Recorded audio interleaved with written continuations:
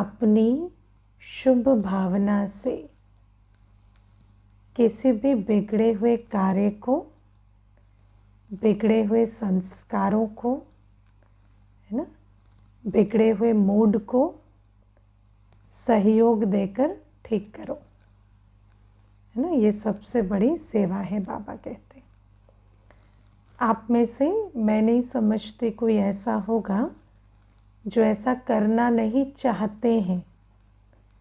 चाहते तो सभी हैं, है ना, कि हम बिगड़े हुए कार्य को ठीक कर दें, बिगड़े हुए संस्कारों को सहयोग दे के ठीक करें, बिगड़े हुए मूड को ठीक करें, सभी चाहते है ना, लेकिन कर नहीं पाते हैं है ना। चाहते सभी हैं लेकिन कर नहीं पाते हैं। क्यों? क्योंकि सहयोग एक शक्ति है,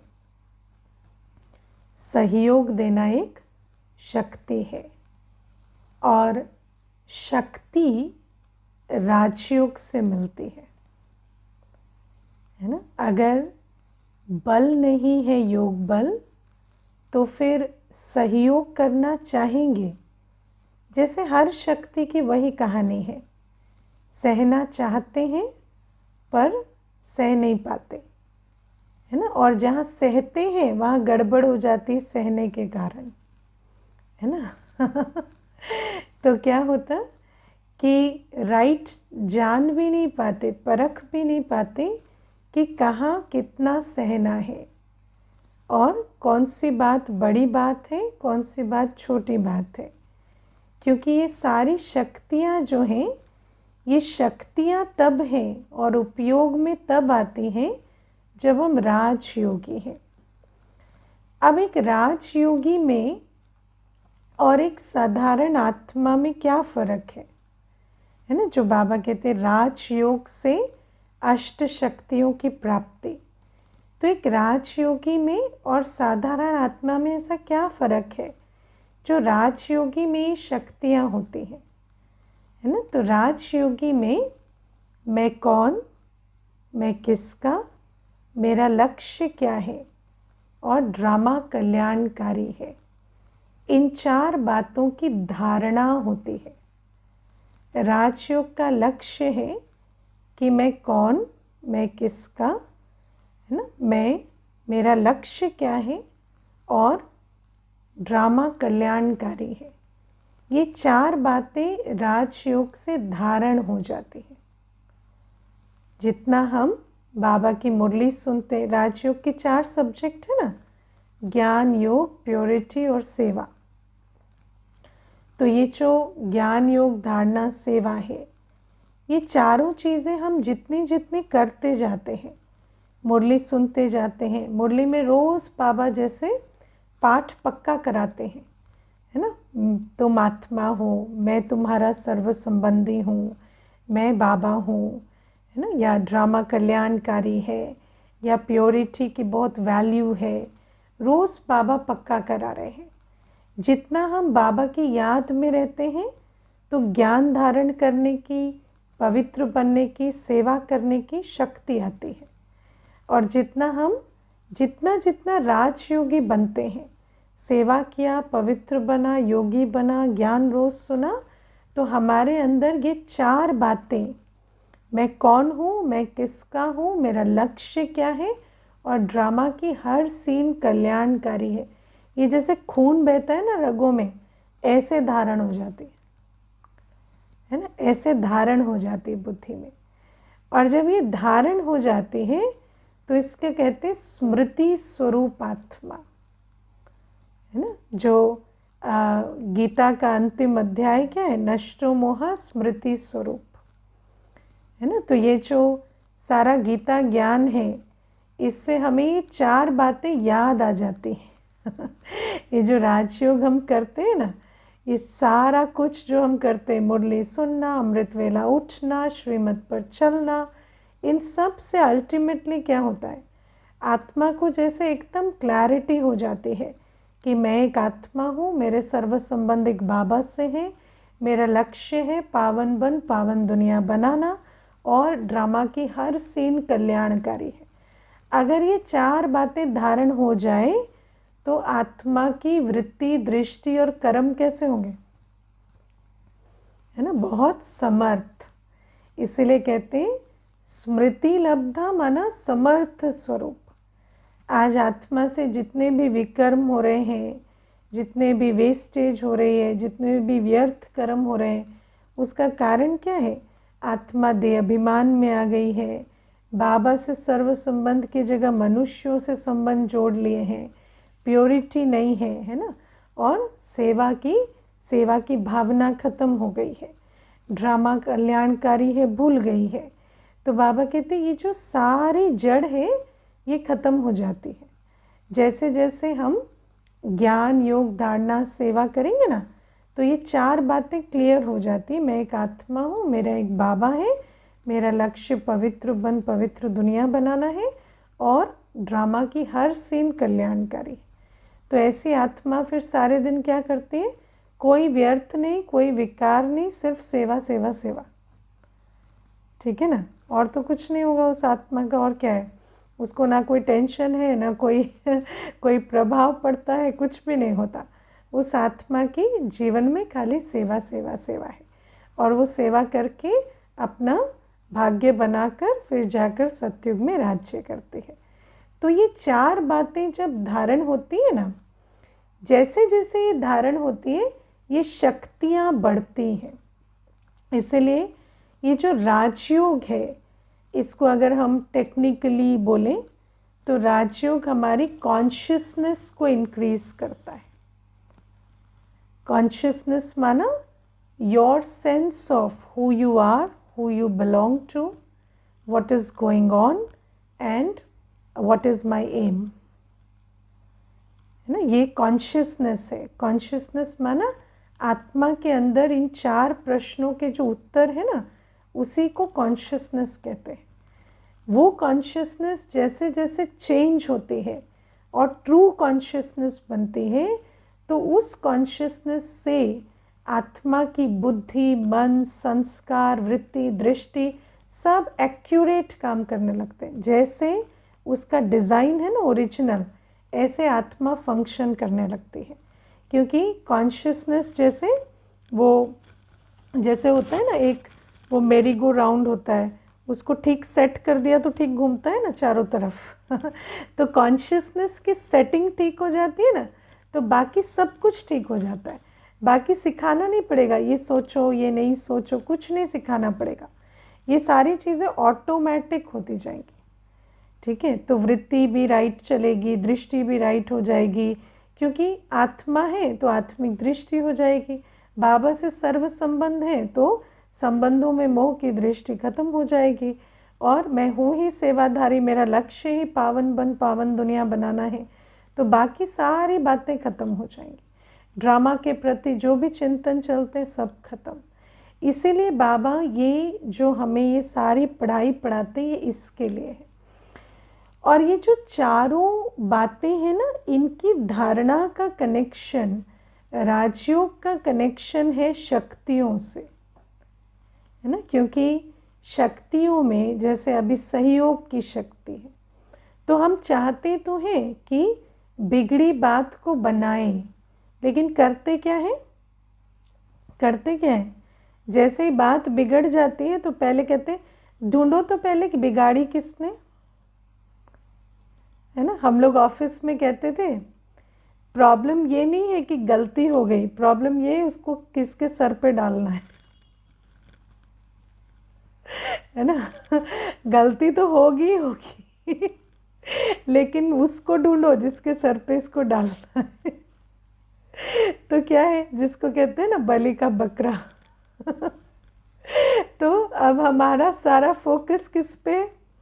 कि प्रॉब्लम है वो बड़ी बात नहीं है, लेकिन उसको किसी के सर मर दो, है ना, तो प्रॉब्लम ख़त्म हो गई। क्योंकि अब वो प्रॉब्लम को ठीक करने की ज़रूरत नहीं है ना, बस वो मेरी प्रॉब्लम ना रहे। ठीक है, बस उसको किसी और की प्रॉब्लम बना दो, इतना ही मसला है। लेकिन बाबा कहते हैं ये तो देह अभिमान की बुद्धि है, देह अभिमान की बुद्धि होगी, दुनियावी बुद्धि होगी, तो हम कार्य बिगड़ा हुआ कार्य सुधारने की कोशिश नहीं करेंगे। हम कोशिश करेंगे इसको बिगाड़ा किसने, और उसको उसके ऊपर उसकी रिस्पॉन्सिबिलिटी रख देना, इतने में ही हम इंटरेस्टेड होते हैं, है ना। दुनिया में तो ऐसी ऐसी कहानियाँ सुनाते हैं ना कि दो दोस्त जा रहे थे जंगल से, तो शेर पीछे पड़ गया, है ना। तो एक दोस्त तेज़ी से भागने लगा, तो दूसरे ने पूछा तुम ऐसे क्या भाग रहे हो, शेर से तेज़ भाग लोगे क्या? तो कहता मुझे शेर से तेज़ नहीं भागना, मुझे तुझसे तेज़ भागना है ना, क्योंकि शेर तुम्हें खाएगा तो मैं तो बच जाऊंगा। तो क्या है, आजकल दुनिया में इस तरह का भी ज्ञान दिया जाता है। तो बाबा हमें कहते हैं ये जो देह अभिमान की दुनिया है, इसका विजडम जो बुद्धि में घुसा होता है ना, तो उसके आधार से हम सहयोग नहीं करते, उस बुद्धि से, उस आत्मिक स्थिति से हम सहयोग नहीं कर सकते। हम सहयोग कब करेंगे, हम बिगड़े हुए कार्य को कब संभालेंगे, कब ठीक करेंगे? जब हमें समझ में आएगा कि मैं एक आत्मा हूँ और मुझे इस विश्व को ठीक करना है ना, इस विश्व को परिवर्तन करना है, मेरा लक्ष्य विश्व कल्याण का है, मुझे हर आत्मा और विश्व का कल्याण करना है बाबा की श्रीमत पर। ये जब लक्ष्य होगा ना, तो आप बिगड़े हुए कार्य को सुधारेंगे, उसको किसी और को जिम्मेवारी मढ़ने की कोशिश नहीं करेंगे, है ना। लेकिन इसके लिए लक्ष्य चाहिए, इसके लिए मुझे आत्मिक स्थिति चाहिए कि मुझे समझ आना चाहिए कि अगर मैं सिर्फ ब्लेम गेम कर रही हूँ तो इससे मेरा कर्म या संस्कार नहीं सुधर रहा। लेकिन अगर मैं सच में सहयोग करती हूँ, ठीक करती हूँ कार्य, तो उसमें काम जो है वो बनेगा और श्रेष्ठ कर्म से श्रेष्ठ भाग्य बनेगा, है ना। लेकिन आप देखो कि अगर दुनियावी बुद्धि को आप सहयोग करना सिखाएंगे, तो उसके सहयोग का भी इंटेंशन क्या होगा, कोई ना कोई स्वार्थ, है ना। आजकल दुनियावी बुद्धि में भी सहयोग का इंटेंशन क्या होगा, स्वार्थ होगा। मान लो कोई बिगड़ा हुआ कार्य ठीक भी करा रहा है, लेकिन उसका इंटेंशन क्या है कि मुझे क्रेडिट मिले, मुझे क्रेडिट मिले, सब कहें कि इन्होंने ठीक कर दिया। और मान लो क्रेडिट नहीं मिला तो अगली बार वो नहीं करेगा, है ना। अगली बार वो नहीं करेगा, भले ही पहली बार कर भी देगा कि चलो गलत काम हो गया था, उसको मैंने ठीक कर दिया, लेकिन क्रेडिट कोई और ले गया तो वो नहीं करेगा। लेकिन जब वृत्ति विश्व कल्याण की होती है, जब लक्ष्य विश्व कल्याण का होता है, जब समझ में आ गया है मैं एक आत्मा हूँ, तो फिर सहयोग की शक्ति जागती है कि हाँ, मुझे कोई देखे ना देखे, क्रेडिट मिले ना मिले, मुझे कार्य को सुधारना है, बिगाड़ना नहीं है।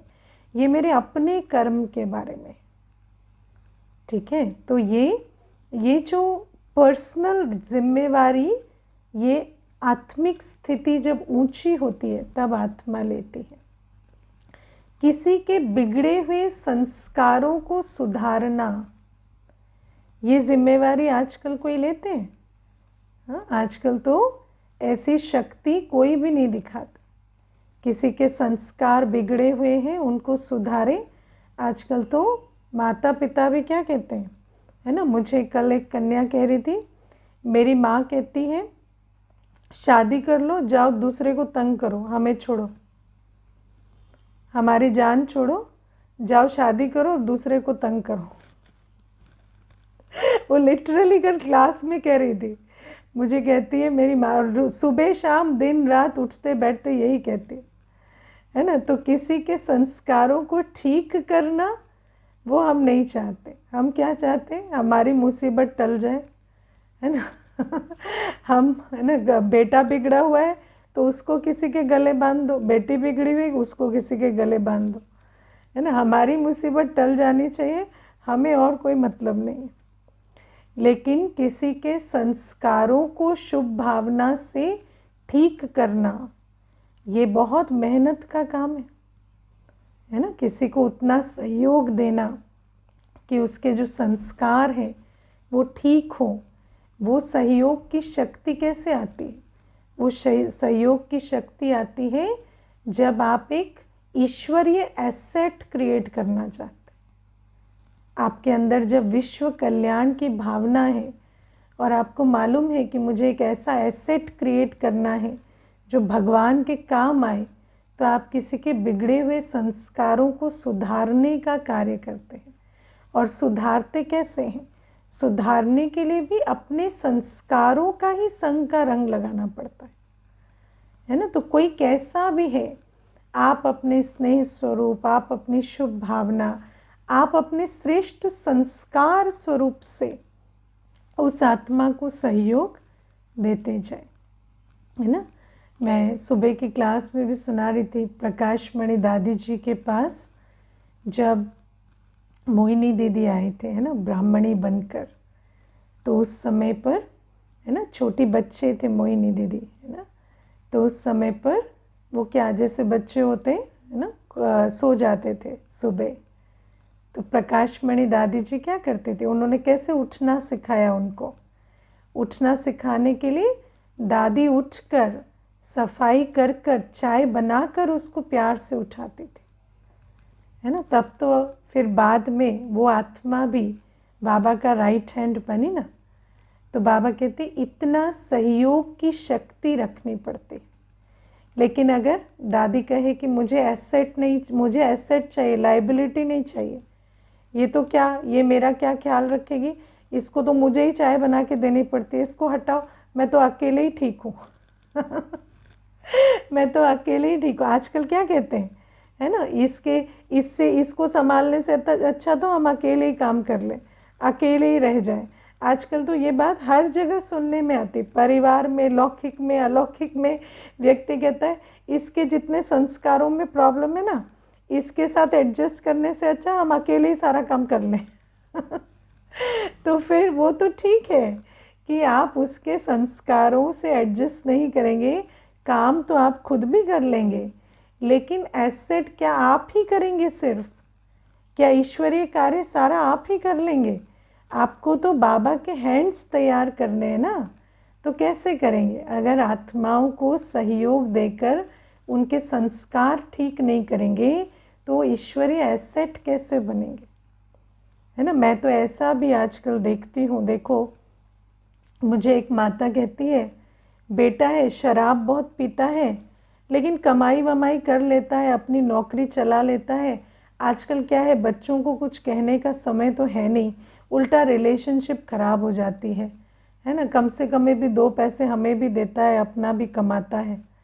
तो क्या है, आजकल मनुष्य क्या सोचता है कि भले ही, है ना खुद उस आत्मा की कुछ भी तबाही हो जाए, उसके संस्कार सुधारने में हम क्यों 2 बातें कहें, हम क्यों उसके साथ ऊपर इतनी मेहनत करें। बेटा भी है तो भी शराब भी पी रहा है, तो भी क्या 2 पैसे कमा रहा है, एक मुझे दे रहा है, एक खुद रख रहा है, काम चल रहा है ना। लेकिन ये संस्कार परिवर्तन की मेहनत, ये मेहनत करते हैं वो बच्चे जिनको विश्व कल्याण का होना होता है। मैं जब बाबा की जो यज्ञ की आदि की कहानियाँ पढ़ती हूँ, सुनती हूँ, तो मुझे ऐसे आता है कि आँख खुलने से लेकर रात तक मम्मा बाबा सिर्फ बच्चों की पालना करते रहते थे, है ना। सबके साथ अंग संग रहना, उनको अपने संग का रंग लगाना, कार्य करना, उनको इन्वॉल्व करना, उनके द्वारा भी कुछ न कुछ कराना, ये सारा कुछ आप सोचो बाबा मम्मा को कितना ओना था कि उन्होंने सहयोग देकर हर आत्मा को लायक बनाया, है ना। कभी ये नहीं कहा कि हमारे पास समय नहीं है, या ये इतने प्रॉब्लमेटिक हैं, हम इनको नहीं संभाल सकते। क्योंकि देखो, हर आत्मा में कोई ना कोई विशेषता है, लेकिन अगर आप उसके अवगुण देखकर उसको किनारे कर देंगे तो फिर उसकी विशेषता कैसे काम आएगी। और परफेक्ट तो कोई भी नहीं है। आज कोई ऐसा है जो परफेक्ट आएगा आपके पास? नहीं, परफेक्ट तो कोई नहीं आएगा, तो बिगड़े हुए संस्कार तो ठीक करने ही पड़ेंगे ना। और अगर संगठन के महत्व को समझते हैं कि ईश्वरीय कार्य चलना है, तो किसी का कोई भी संस्कार है, अगर उसको ठीक नहीं करेंगे, और ठीक करने के लिए क्या चाहिए? शुभ भावना चाहिए।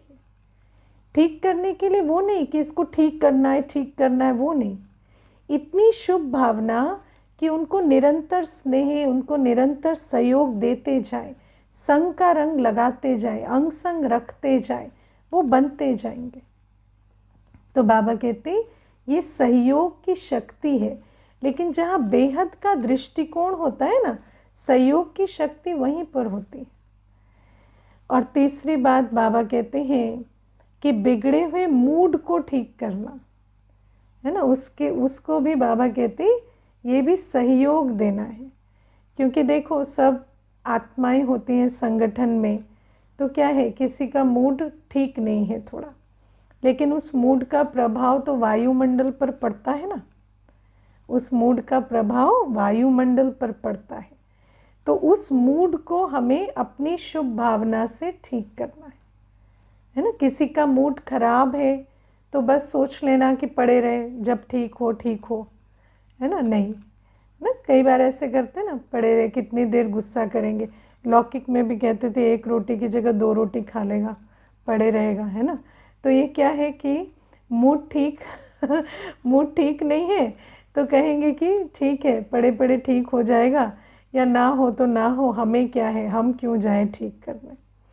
लेकिन बाबा कहते हैं जब शुभ भावना होती है कि, है ना, जैसे हम लोग सेंटर पर कहते हैं कि ये सेंटर क्या है, सेंटर तो है ना शांति कुंड है ना, कोप भवन नहीं बनना चाहिए तो सब मूड खराब कर कर के बैठेंगे 4 कोने में 4, तो क्या बन जाएगा, कोप भवन बन जाएगा।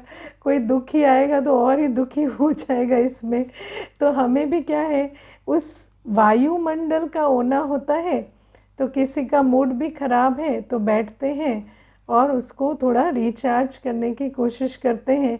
क्योंकि देखो क्या है कि ईश्वरीय जीवन में थोड़ा कभी कभी रस की कमी हो जाती है ना, क्योंकि इतना अलौकिक रस ले नहीं पाते, है ना, और लौकिक में तो कोई रस होता नहीं है तो फिर वहाँ पर अगर अपसेट हो जाते हैं या कुछ होते हैं, तो फिर वहाँ पर मूड को भी शुभ भावना से ठीक करना होता है ना। जैसे एक बहन अपना अनुभव सुना रही थी कि दूसरी बहन रूठी हुई थी, है ना, तो उसके पास गई और उसका मनपसंद भोजन बनाया, ठीक है ना, और बाबा को भोग लगाया और उसके सामने बैठी और बोली तुझे भी खाना है तो ला के खिलाऊंगी, है ना तो वो कहती नहीं मुझे नहीं खाना, आप खुद ही खा लो, है ना। तो 1 टाइम हुआ, 2 टाइम हुआ, 3 टाइम, जब बार बार वो अच्छा अच्छा भोजन बना के ला रही है तो इसका भी मूड हुआ कि चलो खा ही लेते हैं तो ये कहती है अच्छा ठीक है, मैं भी थोड़ा सा खा लेती हूँ, है ना।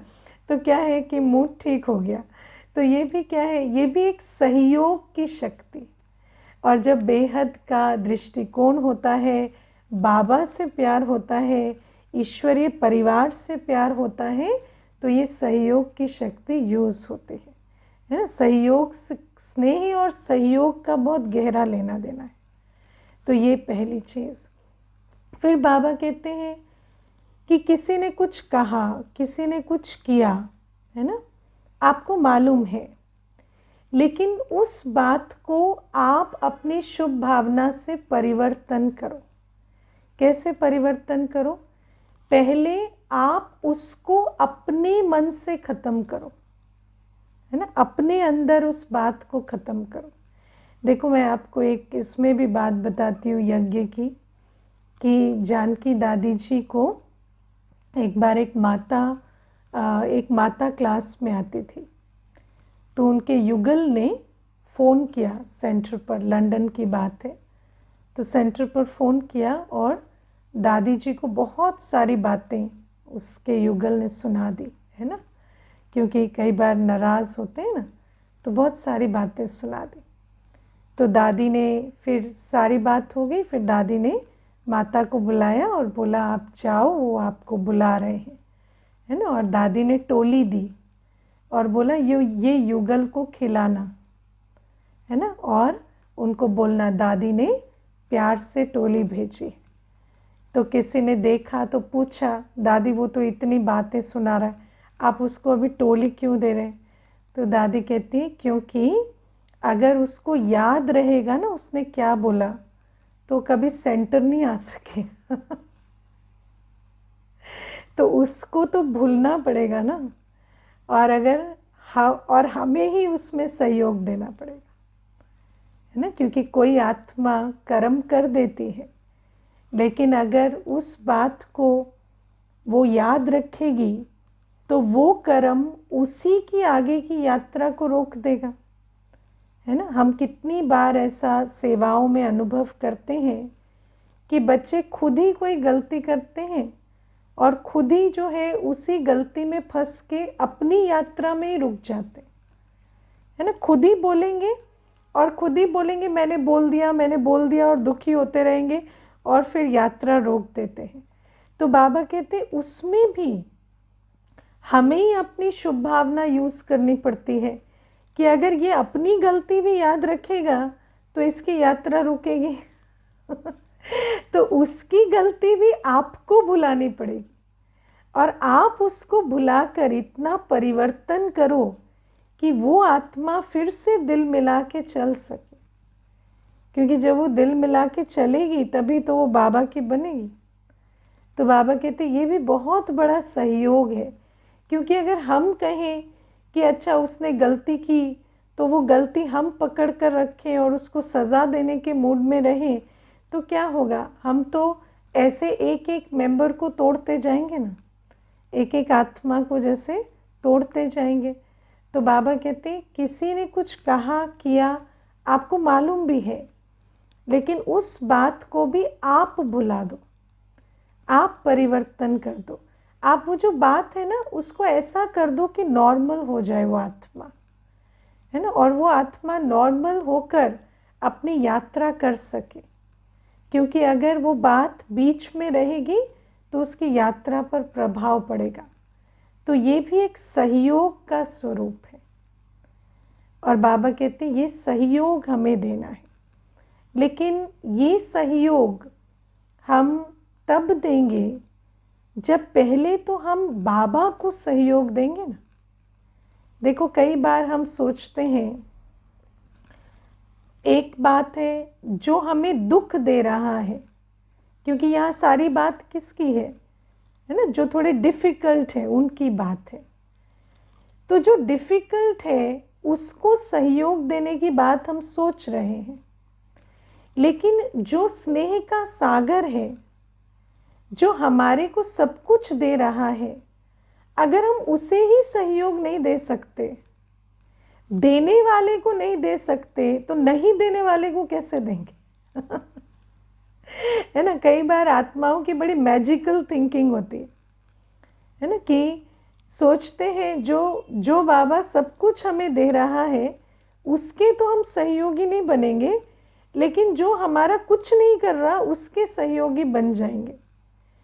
तो अगर ऐसा चल रहा है तो इसका मतलब क्या है, माया हमें फंसा रही है और उस सहयोग की आड़ में मोह या विकार या भय हमारा अपना काम कर रहे हैं, है ना। क्योंकि कई बार हम समझ नहीं पाते कि सहयोग करने की हमें एक पर्टिकुलर जगह क्यों इच्छा हो रही। जैसे अभी आपने कड़े संस्कारों की बात समझी, है ना, तो कड़े संस्कारों की बात समझते हुए आपकी बुद्धि में जिस आत्मा का चित्र आया कि इसको मुझे सहयोग देना चाहिए, है ना, उसी का क्यों आया?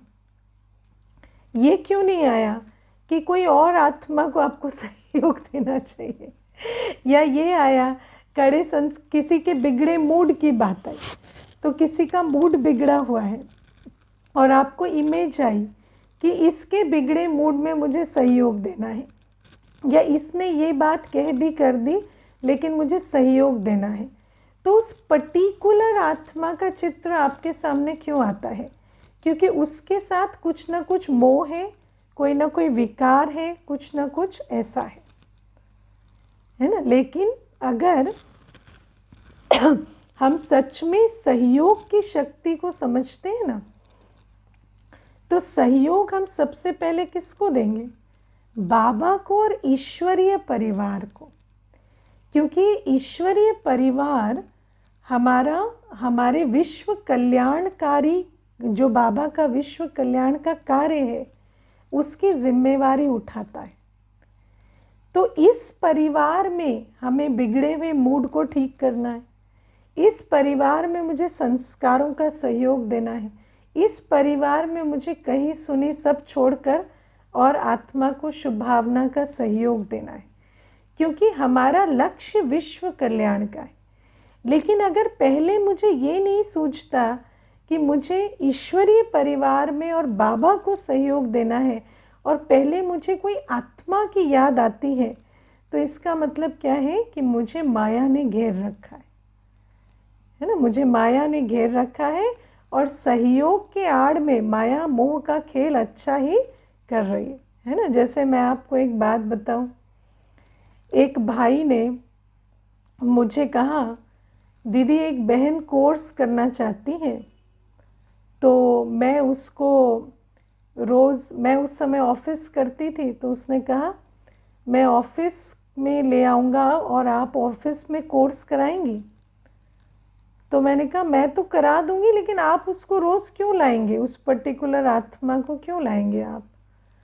तो मैंने कहा आपका कोई अटैचमेंट है उनसे, मैंने डायरेक्ट कहा।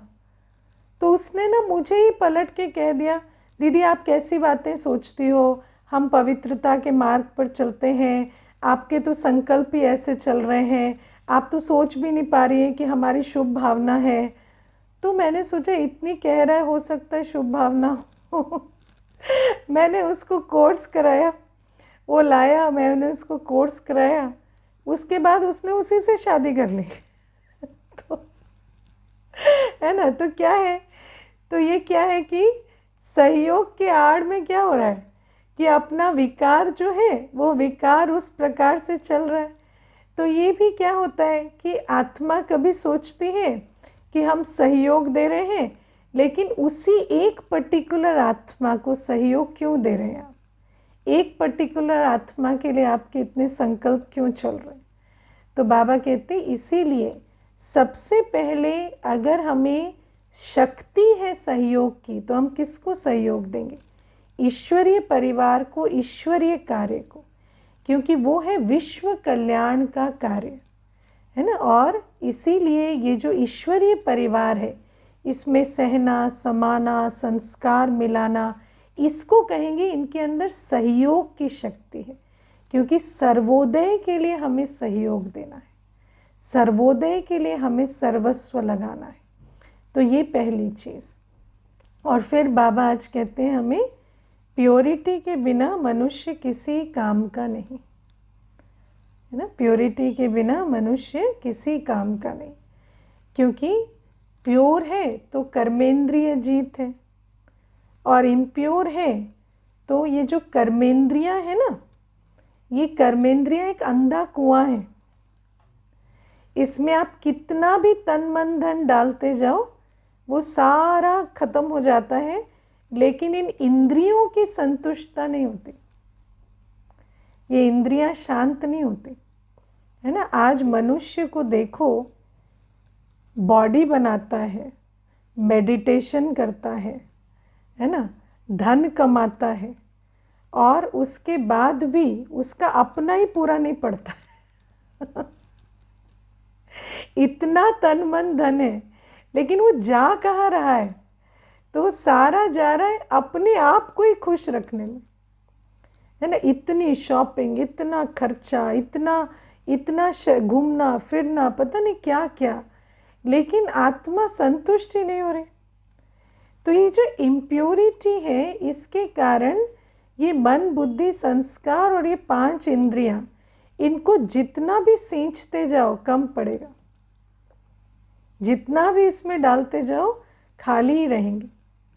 तो इसीलिए पतित मनुष्य किसी के काम नहीं आ सकता, पतित मनुष्य किसी का कुछ नहीं कर सकता, है ना। आजकल तो पतित मनुष्य को देख के संकल्प चलते हैं, इतना स्वार्थ, माना कुछ भी नहीं कर सकता, किसी का कुछ भी नहीं कर सकते, है ना, उनको 4 लोग लगते हैं उनकी लाइफ मेंटेन करने के लिए। तो बाबा कहते हैं ये है इम्प्योरिटी। इसीलिए बाबा कहते हैं पवित्र बनो। लेकिन पवित्र बनते कैसे हैं? तो सबसे पहली बात है सत्यता से पवित्रता। बाबा के साथ सच्चा रहते हैं। बाबा जो कहता है ऑनेस्टी से, सच्चाई सफाई से हर श्रीमत पर चलते हैं, तो श्रीमत पवित्र बनाने की विधि है ना। श्रीमत पवित्र बनाने की विधि है। हमें बाबा जो कहता है वो करते जाते हैं ना, तो सत्यता से, ऑनेस्टी से, सच्ची दिल पर साहेब राजी सुनते हैं ना, जितना सच्चाई है जीवन में, बाबा के साथ जितना सच्चा बनकर रहते हैं, उतना लाइफ में प्योरिटी आती जाती है। और जितना प्योरिटी आती है उतना क्या बन जाते? कर्मेंद्रिय जीत। कर्मेंद्रिय और धोखा नहीं देती, है ना। कर्मेंद्रिय और धोखा नहीं देती।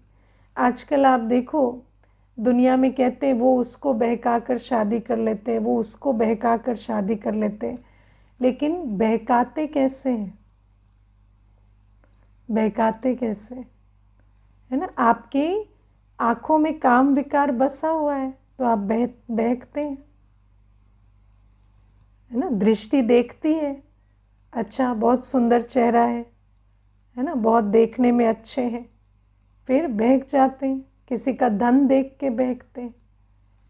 फिर दुनिया में कहते हैं वो बहका रहे, ये बहका रहे, लेकिन बहका कौन रहा है?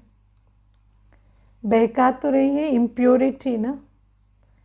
अगर अपने अंदर प्योरिटी नहीं है तो कभी आँखों के प्रभाव में आएंगे, कभी कानों के प्रभाव में आएंगे, कभी कोई इंद्रिय धोखा देगी, कभी मन धोखा देगा, कभी बुद्धि धोखा देगी। ऐसे धोखे में ही चलते रहेंगे, है ना। लेकिन बाबा कहते हैं जहाँ प्योरिटी है वहाँ पर परख सकेंगे, धोखा नहीं खाएंगे।